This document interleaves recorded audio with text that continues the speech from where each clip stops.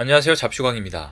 최근 중국군이 대외적으로 군사력을 과시하면서 대만이 또 한 번 위기에 처하게 됐습니다.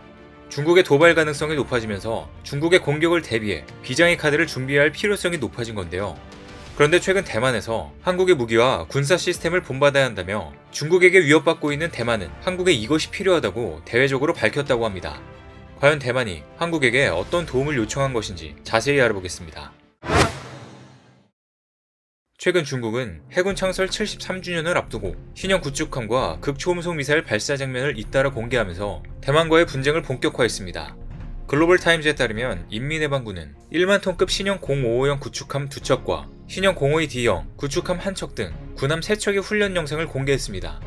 그리고 현재 인민해방군이 052형 구축함에서 사거리가 1000에서 1500km로 추정되는 극초음속 미사일을 쏘아 올리는 듯한 장면도 SNS를 통해 퍼져나가고 있는 상황입니다. YJ-21 또는 이글 스트라이크 21로 불리는 첨단 대한미사일은 항공모함 전단을 타격할 수 있는데 발사 장면이 공개된 건 이번이 처음입니다. 또한 지금까지 중국 군사훈련과 홍보 영상에 한 번도 등장하지 않았던 신형 구축함 샤오싱함까지 이번 훈련에 참가한 것으로 알려졌는데요. 즉 중국은 미국과 대만을 향해 인민해방군이 더 많은 옵션을 갖고 있다는 것을 경고한 것으로 보입니다. 이 때문에 현재 대만 국방장관도 중국의 도발 가능성을 굉장히 높게 보고 있는 상황인데요. 최근 추거정 대만 국방부장은 러시아 우크라이나 전쟁을 여파로 중국이 대만에 대한 군사도발 전략을 앞당기는 방향으로 수정할 가능성이 있다고 우려했습니다. 그러면서 추 부장은 중국이 올가을 제20차 공산당 당대회를 앞두고 대만 침공을 저지를 가능성이 있다며 이전과는 다른 중국의 동태를 예의주시해야 한다고 경고했습니다. 그런데 이렇게 대만 국방장관까지 나와서 중국의 도발을 우려하고 있는 상황으로 대만인들의 불안감은 더욱 높아지고 있는데요. 그런데 최근 대만 국민들에게 충격적인 뉴스 보도가 나오게 됩니다.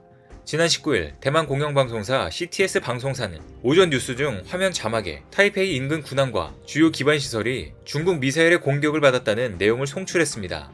또 해당 자막에는 중국과의 전쟁이 즉시 발발할 수 있으며 타이페이 주요 기차역이 중국 요원들에 의해 방어가 발생했고 대만 총통이 비상사태를 선포했다는 내용도 함께 자막으로 방송됐는데요. 이 뉴스를 본 일부 대만인들은 서둘러 짐을 싸고 빠르게 대피에 나섰던 것으로 알려졌습니다. 그런데 뒤늦게 알고 보니 이 보도는 방송사에서 실수로 내보낸 자막이라고 밝혀져 많은 사람들에게 혼란을 주는 일이 발생하기도 했습니다. CTS 방송은 해당 뉴스는 신베이시의 소방서에서 훈련하기 위한 용도로 만들어진 것이었다며 기술적인 오류로 인해 실수로 표기됐다고 오보를 인정하며 사과했습니다. 소방서 훈련용 치고 미사일 공격은 사실상 잘 이해가 되지 않는 부분인데요. 이렇게 대만은 뉴스에도 전쟁이 임박했다는 오보를 낼 정도로 이미 전쟁에 대한 마음의 준비를 하고 있는 것으로 보입니다. 다행히 진짜 미사일 공격은 아니었지만 중국의 군사적 위협 우려가 커지고 있는 상황에서 대만인들의 불안감은 고조되고 있습니다. 이렇듯 대만에서는 중국의 침공이라는 불안이 고조되면서 자주 국방론이 떠오르는 등 심지어 징병제를 다시 부활해야 한다는 의견이 나오고 있습니다. 뿐만 아니라 대만에서는 한국의 군 징병 시스템을 검토한 후 대만에도 이를 적용해야 한다는 여론까지 형성되고 있는데요. 현재 대만에서는 러시아의 우크라이나 침공에 주목하며 21세기에 실제로 전쟁이 일어났다는 것에 큰 충격을 받은 상황입니다. 시진핑의 집권으로 대만을 강하게 위협하기 전 대만은 더욱더 중국과의 전쟁 가능성을 낮게 봤었습니다. 이 때문에 한국과 더불어 동아시아의 대표적 징병제 국가였던 대만은 과거 한국과 같이 2년제 징병제를 택했었지만 지난 2008년 징병제 기간을 1년으로 단축시켰습니다. 그러다가 2018년엔 1년이던 군 의무 복무 기간을 4개월로 크게 줄였습니다. 대만에서 67년 만에 징병제가 완전히 소멸되면서 국방력에 느슨한 모습을 보인 것입니다.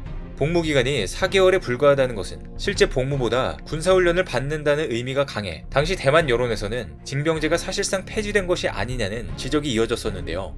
이에 대해 대만 정부는 단순히 기간을 줄인 것일 뿐 문제가 없다고 설명해왔지만 현재 대만군은 모병제를 통해 모집된 직업 군인들이 운용되고 있는 것이 현실입니다. 그런데 러시아가 이번에 우크라이나를 침공하면서 대만에서 이 징병제에 대한 생각이 완전히 바뀌었습니다. 즉 이번에 푸틴이 전쟁을 일으키면서 대만에 완전한 각성이 일어나게 된 겁니다. 자유시보에 따르면 최근 대만 행정원장 수전창은 자기 나라는 자기가 지켜야 된다면서 미국도 믿을 수 없고 지켜주지 않는다며 자주국방에 대한 중요성을 강조했습니다. 그러면서 그는 과거 서방과 우크라이나가 안보를 약속했었지만 이를 서방이 지키지 않았다고 해석했습니다. 우크라이나가 핵무기를 포기했지만 남은 건 약해진 국방력과 러시아 침공밖에 없었다는 것입니다. 실제로 대만도 미국과 상호 방위 조약을 맺지 않는 이상 우크라이나와 동일한 상황으로 이 때문에 대만 여론은 다시 징병제를 실시해야 한다는 의견이 압도적으로 높아졌습니다. 뿐만 아니라 추거정 대만 국방부 부장이 군 의무복무 기간 연장에 대한 대책을 내놓겠다고 밝히는 등 차이잉원 대만 총통의 최종 결정만 남은 것으로 전해졌는데요. 그러면서 대만 언론은 동북아에서 자신들과 가장 비슷한 한국을 거론하며 한국의 군 징병 시스템을 검토한 후 대만에도 적용해야 한다고 목소리를 높이고 있습니다.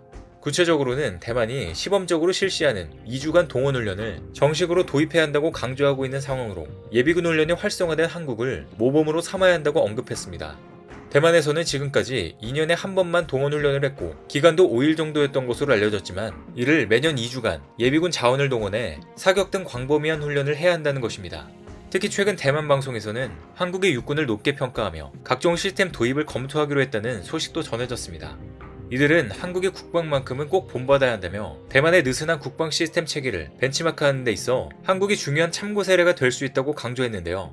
하지만 한국의 예비군들의 실력은 따라올 수 없을 것으로 보입니다. 그러면서 최근 대만은 한국의 각종 무기를 소개하며 치켜 세우기도 했는데요.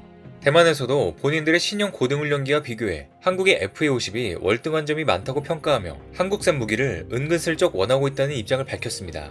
최근 대만의 군사 전문지 디펜스 인터내셔널은 FA-50 블록 20에 대해 진정한 의미의 멀티롤 전투기로 변신했다고 극찬했습니다. 이 매체는 대만이 만든 신형 고등훈련기 융잉이 실전 배치됐음에도 한국의 FA-50이 전투기 미래를 이끌고 있다며 융잉의 미래는 FA-50과 결을 같이 해야 한다고 강조했습니다. 그러면서 융잉은 FA-50에게 상대도 되지 않을 만큼 뒤처지고 있다는 자조를 하면서 한국에게 무기 지원을 요청할 필요성을 강조했는데요. 하지만 국내 네티즌들은 대만에 절대로 도움을 줘서는 안 된다고 하는 의견들이 최근 들어 많이 보이고 있는 상황입니다. 이는 바로 태극기를 바이러스로 표기하거나 중국 항공기 추락 사건을 아시아나 항공기로 표기하는 등 대만에서 높아지고 있는 혐한 분위기 때문입니다. 실제로 대만 TVBS는 한국의 감염병 뉴스를 내보내며 태극기를 바이러스로 CG 처리하고 한국의 신규 확진자가 전 세계 인구의 30%를 차지한다며 중국보다 심하다며 대문짝만하게 올렸는데요. 이전엔 중국 동방항공 여객기 추락 사고를 설명하면서 전혀 관련 없는 아시아내 여객기 모형을 등장시켜 논란이 일기도 했습니다. 그리고 무엇보다 대만을 지원할 수 없는 건 한국은 휴전국가로 주변에 한국을 위협하는 다른 국가들로부터 한국을 지키기 위한 국방력을 강화하는 것이지 이 군사력을 남에게 제공하려는 목적은 아니라는 것인데요. 이렇듯 대만에서는 혐한 분위기 속에서도 한국의 예비군 시스템과 FA-50에 대해선 칭찬하고 있는 상황입니다. 최근 콜롬비아에서 FA-50을 실제로 도입할 가능성이 커지자 대만도 눈독 들이고 있는 것으로 보이는데요. 콜롬비아 현지 매체는 콜롬비아 공군이 새로운 공격기 도입 대상으로 FA-50을 선정했다고 소식을 전해왔습니다. 지난해 말 한국은 콜롬비아 방위산업 전시회에서 FA-50 등 국산 무기체계를 홍보했었는데요. 이를 계기로 콜롬비아에서 최근 FA-50을 결정한 것으로 보입니다. 이렇듯 FA-50은 동남아, 중동 시장을 넘어 아메리카 대륙까지 진출한 상황인데요. 이제 슬로바키아, 폴란드 등 유럽을 공략하는 세계 10대 전투기 메이커로 성장했다는 평가를 받고 있습니다. 실제로 지난해 카이는 슬로바키아 국영 방산기업과 FA-50 수출을 위한 MOU를 체결하는 등 유럽 시장에도 본격 진출했습니다. 그리고 최근 폴란드에서도 FA-50 수출 협상이 오고 가는 등 곧 좋은 소식이 전해질 것 같은데요. 고성능 레이더, 정밀 유도무기, 최신 항전 장비 등이 탑재된 FA-50은 전 세계에서 큰 신뢰를 받고 있는 것으로 보입니다. 하지만 자신들이 필요할 때만 한국을 찾는 대만에게는 한국의 군사무기를 지원해서도 수출 협약을 진행해서도 안 된다는 의견들이 계속해서 나오고 있습니다. 오늘 준비한 소식은 여기까지입니다. 댓글을 통한 여러분들의 많은 의견 기다리겠습니다. 많은 분들의 생각이 모였을 때 진정 가치 있는 지식이 완성될 것입니다. 시청해주셔서 감사합니다.